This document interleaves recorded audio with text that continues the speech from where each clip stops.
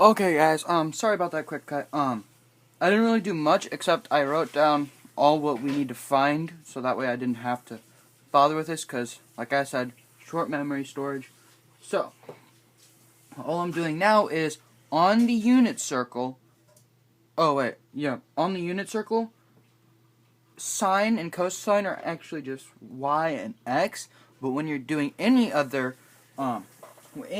sort of circles, it's x sine is y over r and cosine is x over r.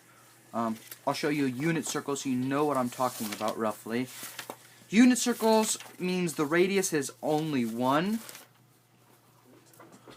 Don't bother looking at the highlighting because that's going to be a little harder to read. But a unit circle is just a 1 radius, 2 diameter. So where x is 1, y is 0, where x is 0, y is 1 right here. -1, 0, 0, -1. Don't worry about z. Z is just a complete different plane. It adds a whole new oddball. And like I said earlier, quadrant 1, quadrant 2, quadrant 3, quadrant 4. X positive, y positive, y negative, x negative.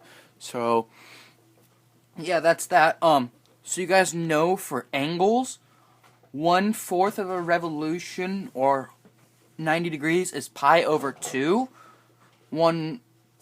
A straight angle is 180 degrees, or pi. 3/4 of a degree is 270. 3/4 of a revolution, 270 degrees, 3 pi over 2. If your teacher tells you in math class you need to be exact, don't write 3.14. That is not exact. Pi is not 3.14. It is approximately 3.14, yes, but it is not exact. So, alright, so that's your unit circle. I don't think I'm going to be dealing with that in any of these. So, for this, we have -3/5.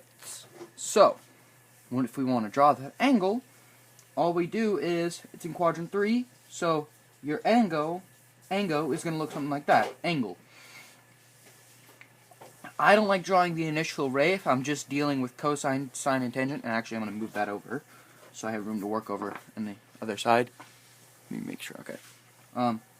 So, there's quadrant 3 roughly, if this is your x-axis and x and y-axis, just imagine that there. So, all I do is I up the triangle and make it right. And I bring it out of the circle, obviously. I prefer doing circles, but you don't have to. So, we know cosine of theta is -3/5. Well, cosine is always x over r. So, we know 5 is the r value, which is right here, and then our x is -3. That means this is the initial point, basically. It's going from here, here's the edge of the circle, and it's drawn around that point right there.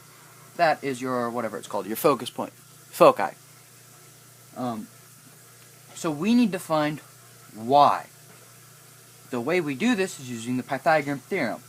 I know some of you guys already know how to do this, but all it is a squared plus b squared, not 0, squared, plus equals c squared, sorry.